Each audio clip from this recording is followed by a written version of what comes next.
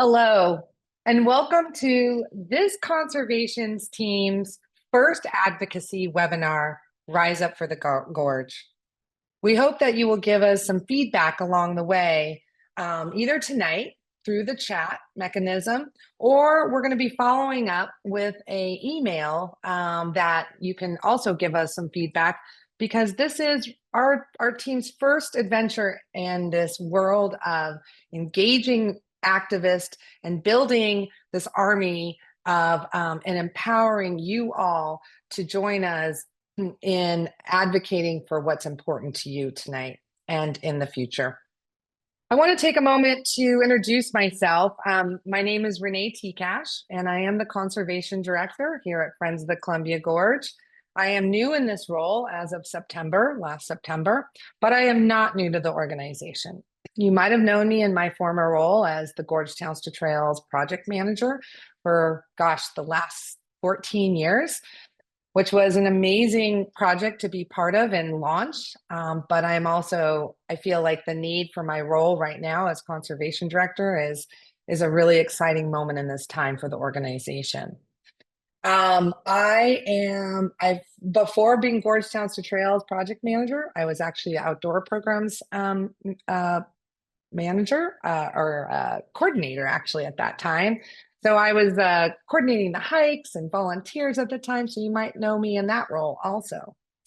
I've lived here in Skamania County, Washington for over 20 years. I live right near the Cape Horn trailhead, just up the road about a mile. So that's why I chose this picture tonight, because this is what I get to see almost on a daily basis. And I feel very lucky and to actually experience this. It never gets old to me. When I moved to the Gorge 20 years ago, I fell in love with this place. I'd moved from a suburb of Portland. I came out here to raise my kids. And I hadn't really spent a lot of time out here except for driving up the 84, down the 84, visiting the Walls and Falls area.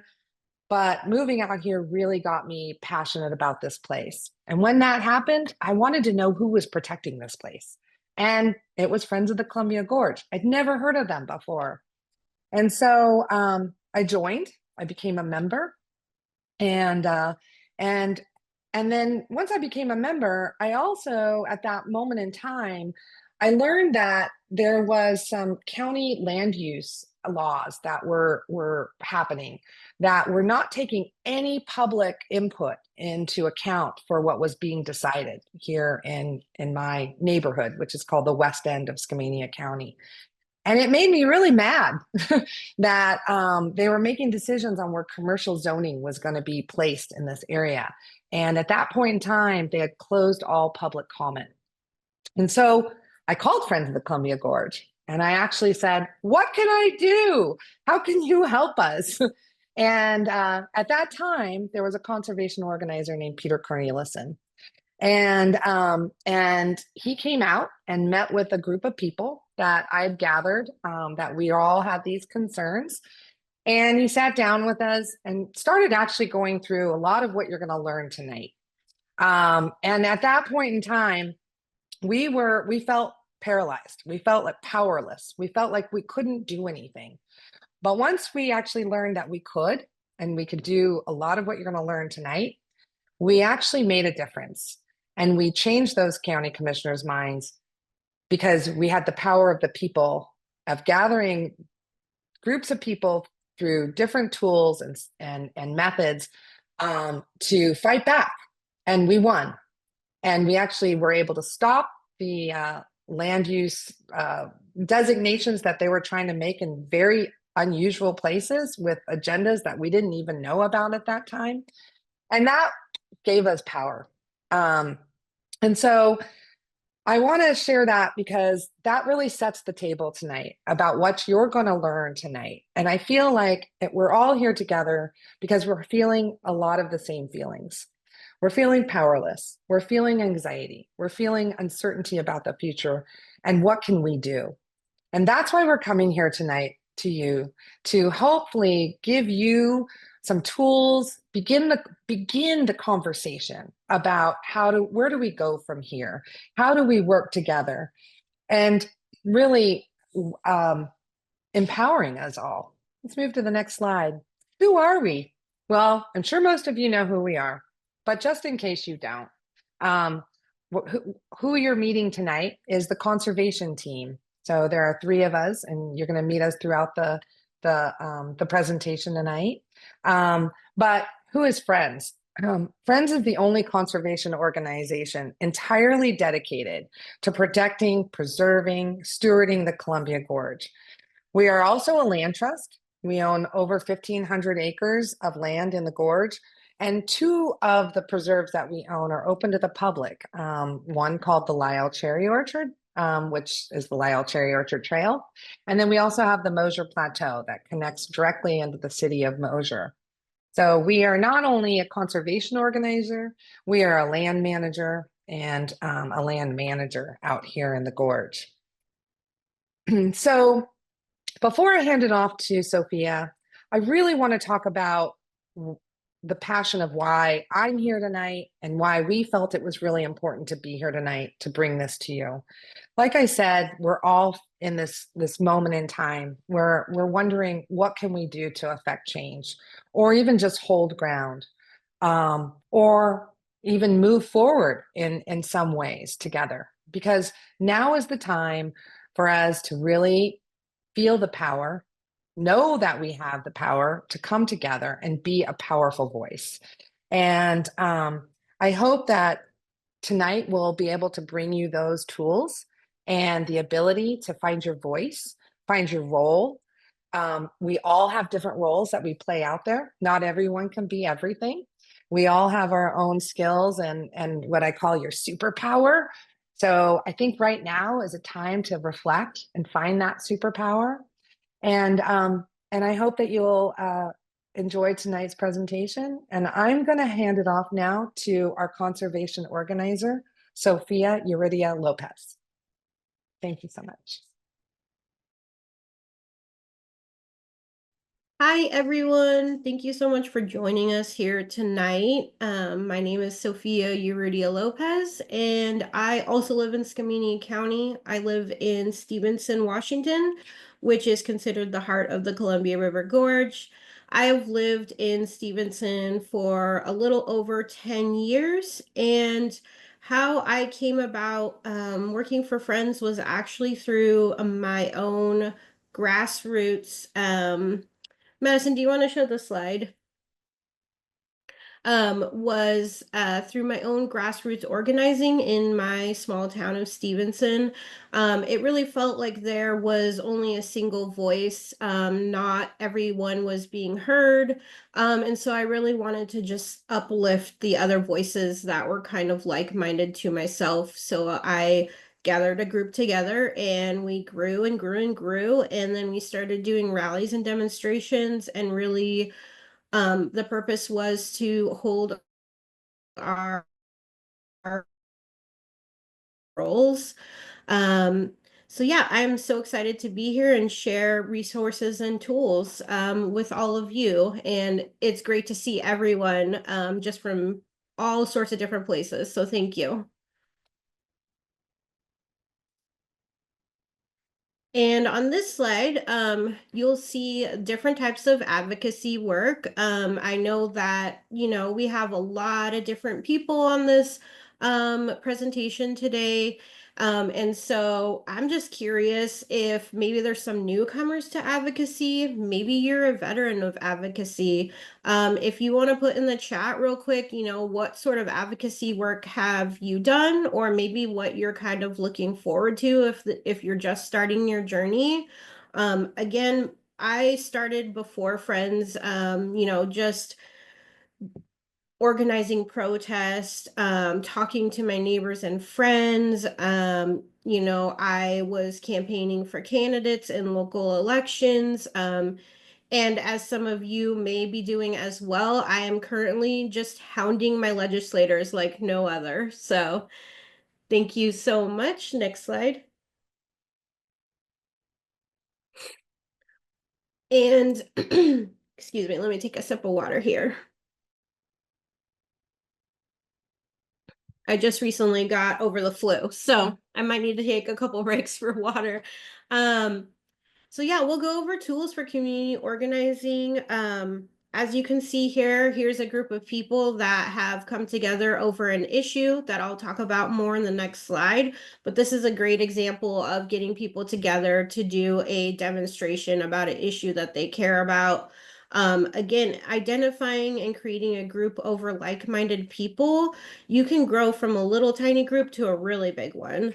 Attending public meetings, showing your face, showing the elected officials or other leadership that you are there to get information, and just like being present there shows them a lot.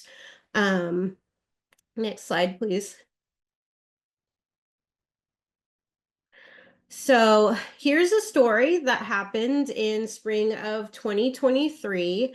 There was a small group of people in Cascade Locks that kind of gathered together to talk about this issue that was happening, mainly with the port of Cascade Locks. There was some things kind of broiling underneath the surface. Time and time again, a lot of the community members didn't feel heard. They didn't feel like their processes were necessarily transparent, and they just didn't feel like they were getting all of the information. And so they kind of gathered over this data center proposal that again, the Port of Cascade Locks commissioners were sharing information, but the information didn't make sense. The community members were kind of getting more and more upset, so they came to Friends for some support, which we gladly lend them a hand.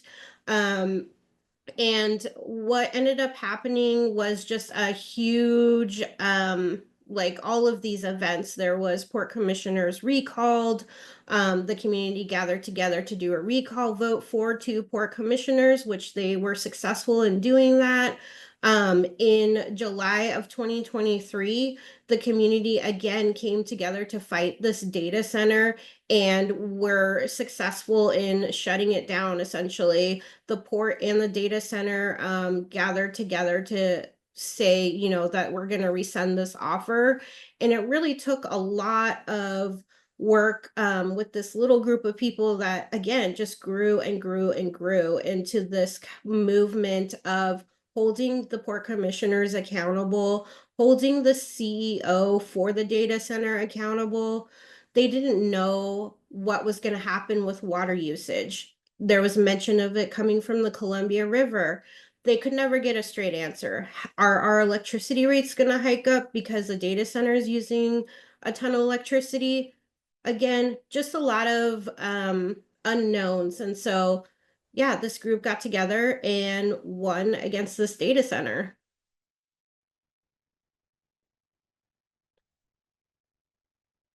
Another great way to strategize over education and raising public awareness. You know, during a lot of election years, people will do canvassing or door knocking. They are a great way to reach out to people who are in neighborhoods.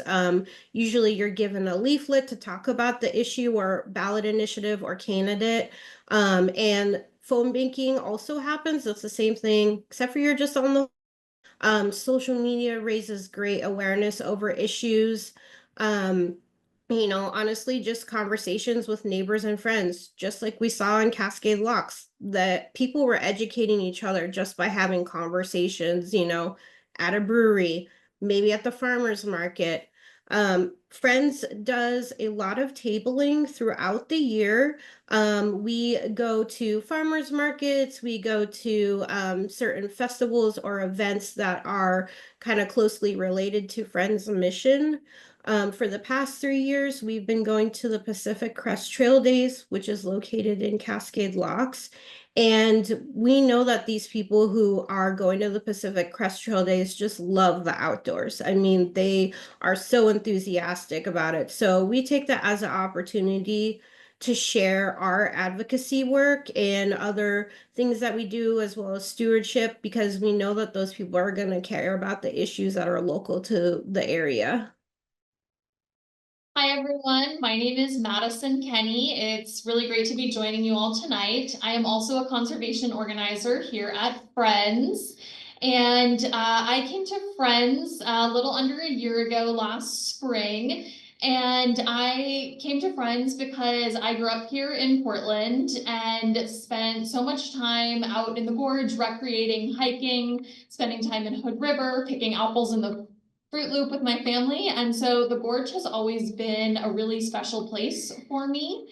And it's somewhere that I really want to protect. And prior to this, I was living in DC and had a lot of interest in working in politics, and kept finding myself, though, daydreaming about the Pacific Northwest and just wanting to come back here.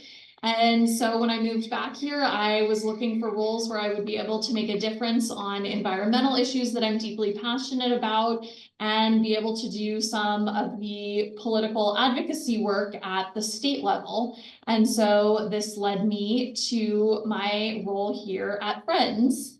And I would love to talk about some of the work we do. So I'm going to start off by talking a little bit about our advocacy at the state level. So since the Columbia Gorge includes land in 2 states, both Oregon and Washington, Friends advocacy work happens in both Salem and Olympia. So the conservation team has spent time so far during this legislative session that we're in both Salem and Olympia, meeting with legislators, having conversations with them, building relationships that will help us tackle issues in the future, and testifying at hearings. And we've been doing a lot of great work to educate them on the gorge, what issues are here.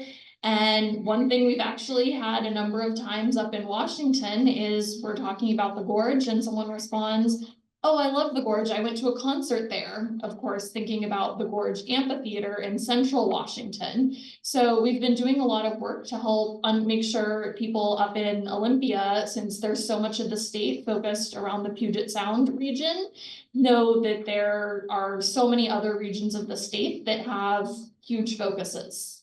So some of our biggest legislative priorities this year have been funding for the Gorge Commission in both Oregon and Washington, since the requirements are that Oregon and Washington jointly fund the commission at equal levels. It's really important that both states fund a matching amount, because if one state funds a lower amount, both states contribute that amount, lessening the amount the commission ultimately receives. Some other work we do is with the Stand Up to Factory Farms Coalition, and I'll get into that in a little bit. And we also are advocating for a permanent recreational immunity law in Oregon. So recreational immunity is a law that says that public and private landowners who open their land to the public for recreation purposes can't be held liable for injuries that happen on their property. So this is really essential work for Friends, because our land trust includes properties like our Lyle Cherry Orchard and our Mosier Plateau that are open to the public for hiking. But if without a law like this, if someone were to fall and injure themselves on the property, even if there was no negligence on our part, we could still be held responsible in a costly lawsuit. So in order for us to keep our properties open to the public and continue the great work we're doing, we really need this law to be permanent. So we've been doing a lot of advocacy on this, talking to lawmakers, and Renee and I were down in Salem last week, and Renee gave really important testimony on the importance of this law. Friends also does a whole lot of work in coalitions, which bring together groups of organizations to focus around an issue or a collection of issues. And the purpose of coalitions is the idea that there's so much strength in numbers, and bringing together a coalition, you can have so much more impact than any one organization or even just individual organizations working independently. So these are a few of the coalitions that we work with at the state legislature level. They include things focused on land trust organizations, focused on our trails work, conservation, and then of course our Stand Up to Factory Farms work. And you might be wondering why we're involved with Stand Up to Factory Farms, since there are no factory farms in the National Scenic Area. Well, there are some factory farms located east of the gorge in the lower Umatilla Basin. It's near Boardman, Oregon. And these farms emit chemicals into the air that cause air quality issues and haze in the gorge. So that's how we've come to be involved in this one. And coalitions like these, while membership is focused on organization level, they really do a lot to interact with the community members and bring them into the advocacy work. So each of these coalitions, I believe, hosts a lobby day every year in Salem, where members, supporters of the member organizations are invited to come down and have individual meetings with their elected officials. And in those meetings, they talk about the priorities of the coalition. So if you're interested in getting involved, we'll be passing along information about some of these lobby days in the future. And each of these groups has their own email lists you're able to get on so that you can learn about these opportunities.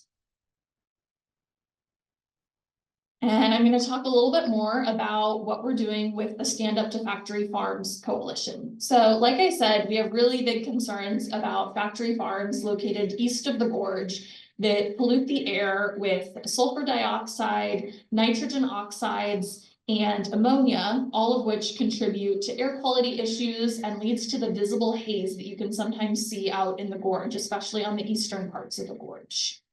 So this year, the Stand Up to Factory Farms Coalition is supporting a bill called Senate Bill 80 that is focused on implementing a moratorium on any new or expansions of existing confined animal feeding operations, which is a characteristic of factory farms where they have massive amounts of animals in a small space, and that is where there's often a lot of pollution. And this moratorium would be focused on Oregon's groundwater management areas. So these are 3 geographic areas of the state. One of them is the lower Umatilla Basin, which is where our concerns are. And these are areas where the groundwater is already contaminated with nitrates at levels that exceed the safe federal drinking water standard, mostly due to agricultural fertilizer runoff and animal waste storage. It's often stored in manure lagoons, and from there it seeps into the groundwater, causing environmental and public health crises. And so if you're interested in supporting Stand Up to Factory Farms, or SUF as we abbreviate it to, work, they have a number of opportunities for involvement. So like I mentioned earlier, there are lobby days where you can come down and you'll meet with your own geographic, your own representative. There's also part of lobby day often includes a rally at the state capitol. So even if you aren't in meetings, you can join a rally to show your support for the issue.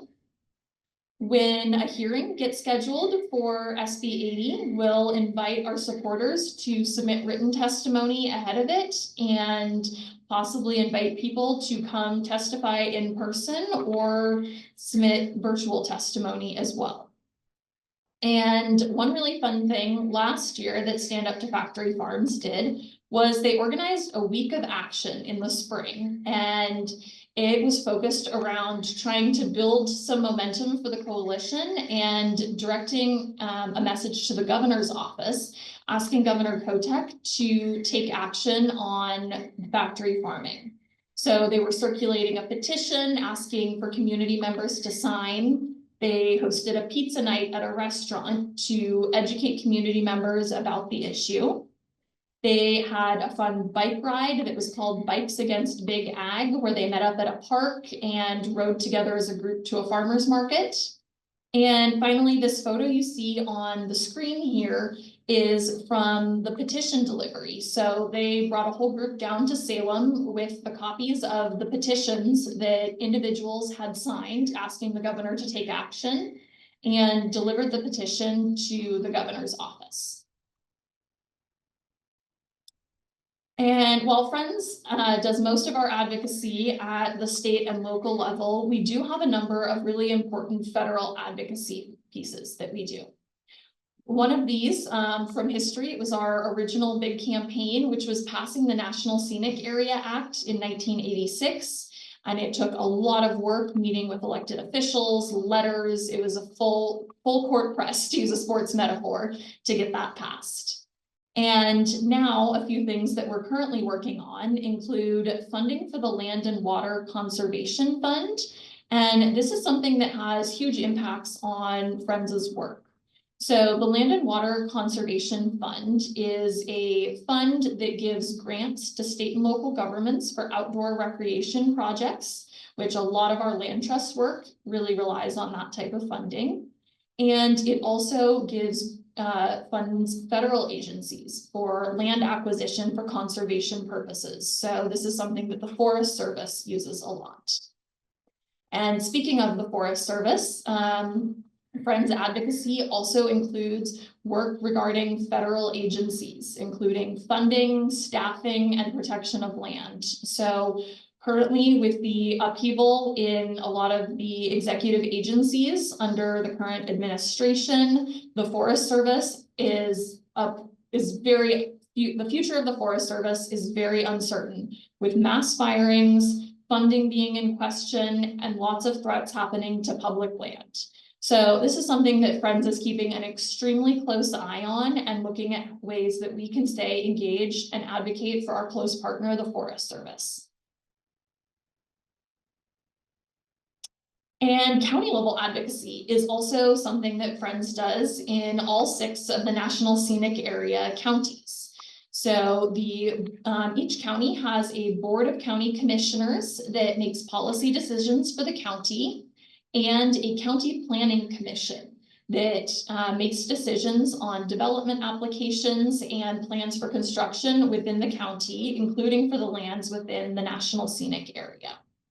So some of the work that we've done at the county level includes opposing the Zimmerly mine in Clark County, addressing unmapped lands in Skamania County where the lands are missing zoning laws, so development could happen without proper approvals. And Friends staff also submits comments on all development applications within the National Scenic Area to each county's planning commission to share whether we feel that the development application is within the management plan guidelines. And there are a ton of opportunities for advocacy at the county level. Advocates can attend county meetings, whether there's something important on the agenda or not. There's often a public comment period where you can speak up and share things that really matter to you. We often call upon our advocates to come join us at county meetings when we're speaking and really help us get our message across. And county level advocacy can be so important just because it really affects the local area. It affects where you live, it affects you, it affects your communities and neighbors. So there's a lot of opportunities to get involved. So when you have opportunities to meet with elected officials, you want to make sure you're having effective conversations. So these include lobby meetings through an organized lobby day or some other time where you have an opportunity to meet with an elected official. So what you want to do is really make sure that you are using your time during it wisely. You want to connect it to their district, talk about the work what matters to their constituents. You also want to manage your time wisely. These meetings often end after 15 minutes. And so you can easily run out of time. So you want to make sure you're sharing your most compelling arguments first, because as the conversation moves on and there's follow-up questions, you may not have time to get to all the points you want to make. It can also be really helpful to share the urgency of the issue that you're talking about. While they may understand that something's an important issue to address at some point, unless you really underscore the urgency of it and why it needs to happen now, they may not prioritize it as something to take action on right away. It's also really helpful to know who you want to meet with on different issues. So if you're looking for things to happen at the state legislature level, sometimes you'll often meet with your own representative just because they prioritize meeting with their own constituents. However, if you're looking for a specific bill on a certain subject to be passed, be introduced or passed, you may want to speak with someone who sits on a certain committee or is the committee chair, since they have a lot more sway in deciding what gets introduced into committee, what gets a hearing. Those are often the people to talk to. And one of the most important things is using connections. If you know someone who has an established relationship with an elected official, you may want to have them introduce you and help you set up the meeting or bring them to the meeting with you. You may have heard the words grassroots and grass tops in the context of advocacy. And this is what the word grass tops means. Grass tops refers to people who have influence or connections with elected officials. And they can be a huge asset to your advocacy work and are really worth including, because that's how a lot of voices can get through to the elected officials. Writing to your elected officials can be a really effective strategy to let them know what you're thinking, what their constituents are thinking about, and what their top issues of concern are. So there's a few key elements you want to include in your letters to your elected officials. You want to identify yourself as a constituent and share why you care about the issue. They want to understand why are their constituents concerned about it and how the issue affects their constituents. It's important to make sure your position is really clear and you're using strong language. So things like, I am strongly supporting this issue, or I oppose this issue. If you just say something like, I am interested in this, or I am concerned about this, people may not actually know what your position is when they're reading it. And so your elected official may not be able to actually consider your viewpoint as they're making a decision about how to vote on something. It's also really important to have an actual clear request for action. You want them to vote yes on something, vote no on something, fund a certain agency. Even if you don't have a specific ask in that style, you can still have a very specific ask, such as, I'm asking you to protect public lands. And it's really helpful to give reasoning to support your position. And this doesn't have to be in the way of sort of a formal essay where you're giving sort of factual evidence. It can also be in the form of personal experience. That is a really valuable thing, and understanding how an issue affects their constituents is a super valid reason for them to consider to take action on a certain issue. And at the moment, we have an opportunity for our supporters to send a letter to their elected officials if you are a Washington resident. So at the moment, the Washington state budget situation is not looking great, and the governor has called for 6% cuts across the board.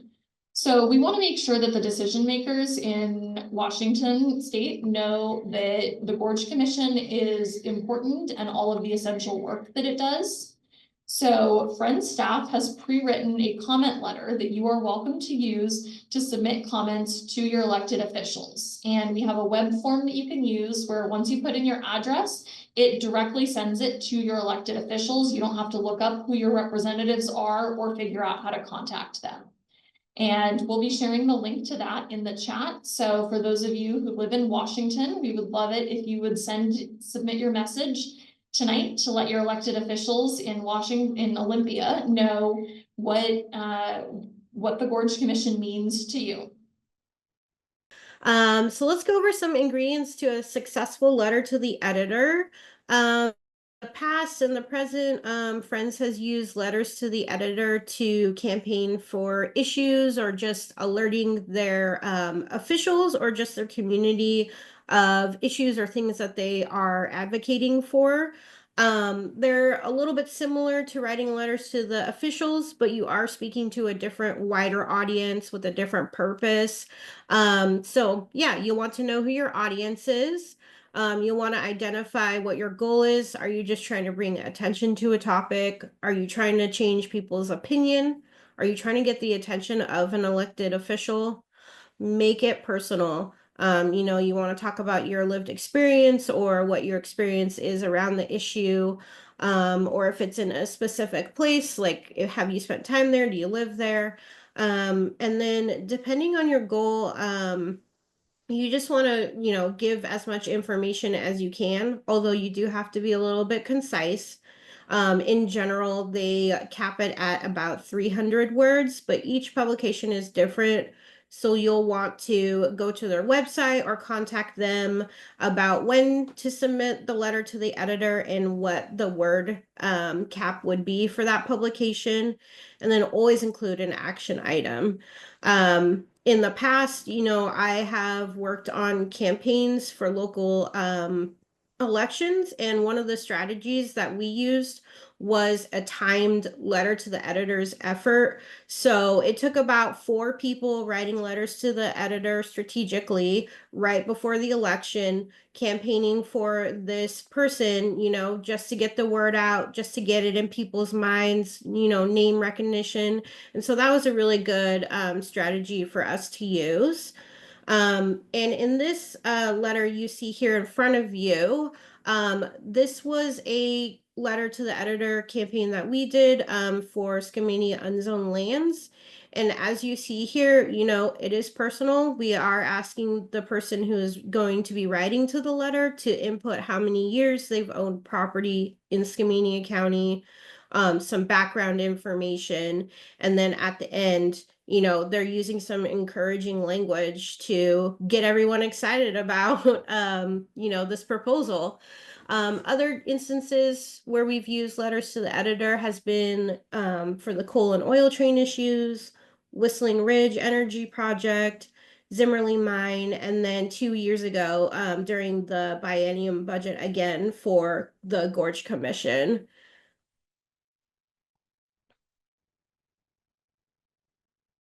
And then this one, more again about the public comments and testimony. This just brings me back to a time last year when we were once again fighting Zimmerly in front of the Clark County Council. Zimmerly has been the longest legal battle that Friends has gone through, and we're still continuing through it. Unfortunately, but the conservation team was there. We had a board member there with us, our executive director Kevin, as well as a number of community members came with us to the Clark County Council hearing. And I kind of walked in, and I feel like a few others walked in with just like a defeated feeling. We went in there thinking we were not going to win. The chair had kind of brought up this issue again, even though we felt like it was completed prior to that. And it just felt like he had made up his mind, and yeah, we just weren't feeling confident. But the more people started getting up and talking about their experience with Zimmerly Mine, whether it was a resident or it was a friend's staff, it was really compelling to hear from a lot of people. So don't be afraid to get up and use your voice. I know it's a little bit scary right now, but there is support.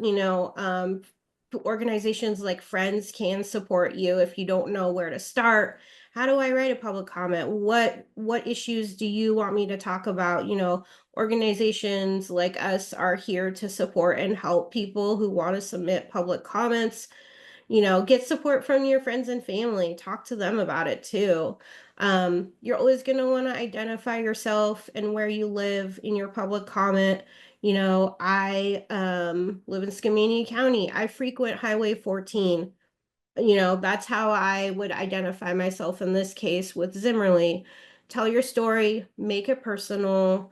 You're always going to want to request an action from the person that you're in front of or the council that you're in front of.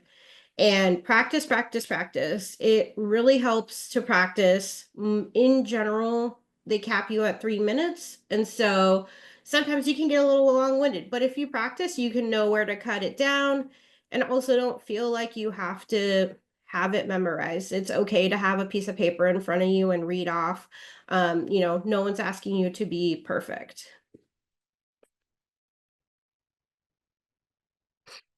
And here we have 2 examples of public comments from that Zimmerly hearing. in 2024. And on the left, you'll see this is a community member who had gotten up to submit or testified, and she lived directly next to the illegal mine.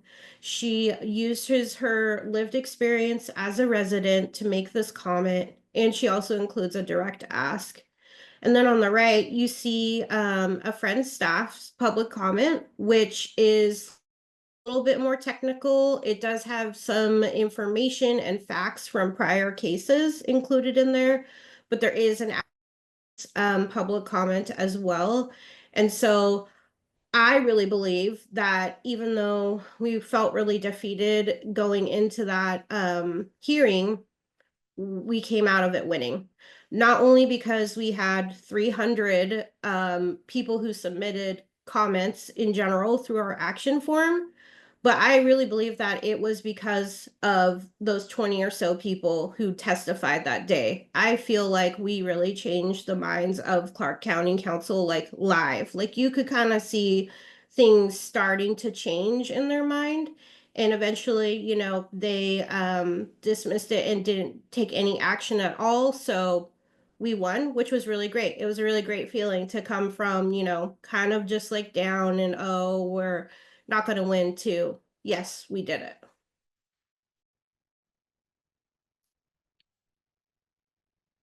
And then lastly, I just kind of wanted to talk about, people like you are really excited and passionate about the gorge, and commissions and boards and like specialty boards really need people who are passionate about the area to apply or to run for election. With county commissioners, you do have to go through the general election process. With Gorge Commission, you will need to submit an application, and depending on what position you're applying for, you're either going to be appointed by the county commissioner or the governor's office. And then planning commissions also is something that is really important, and you would apply for all three of these. You would have an interview to get to know you and what your experience is. And then there's some specialty boards around the Gorge area. Two of these examples I am a part of. The Bradford Island Advisory Board is essentially a advisory board. So what we do is we listen about reports that the Army Corps is giving us, and then we advise them to what to do next. So whether that's a cleanup or maybe do some more testing, or can you gather this information for us?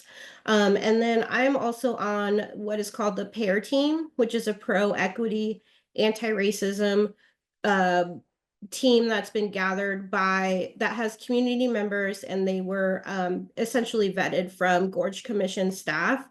And what we do is this deals with diversity, equity, and inclusion. And the purpose of this group is essentially for us to develop a draft DEI strategic plan for the Gorge Commission. And so, this is, they're both specialty.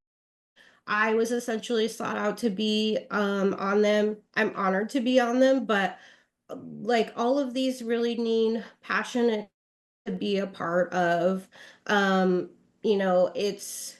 it may not seem like they have like influence, but they really do. Like it is really important, and they promote good practices and policies, and some of them, you have the ability to eliminate harmful practices and policies.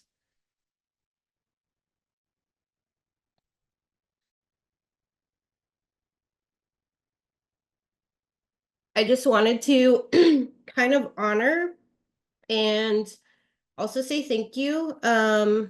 Honoring that, you came here today with probably it's been tough. Maybe some doom and gloom, just overwhelming trauma, and just a lot of bad feelings about what's been happening. but I wanted to welcome you to the Resistance. It's great over here.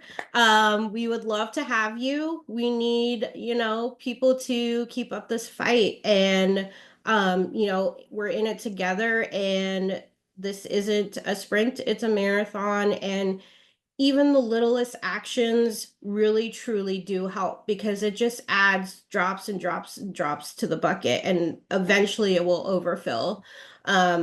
And I just, you know, I think it's really important to do a lot of self-care right now.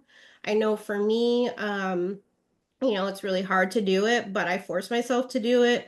This picture here was a day that I was just feeling overwhelmed, and I just went down to the Stevenson waterfront and went out on the dock, and all I did was stare at the water for 5 minutes, and that made me feel better. You know, how could you not feel better staring out at that? Other things that I have done recently is, you know, try not to read the news before I go to bed, because then I can't sleep or I have nightmares. I pick up a book and I just read for like 5 or 10 minutes, and that just clears my head. And like, I've slept so much better because of that. It's not any books that are dealing with, you know, any of the stuff. They're fun books. And yeah, so I just want to say thank you for coming, and yeah, thank you for starting your journey or continuing your journey with advocacy. All right, so I just want to wrap this up by sharing our contact information. We are always here to answer your questions over email and just help support you with any questions or opportunities you have for Gorge advocacy. Thank you all so much for joining us tonight. We really appreciated having you all here and just having everyone so engaged with all of your wonderful questions. We really look forward to continuing to work with you to protect this beautiful place that we all share so much love for.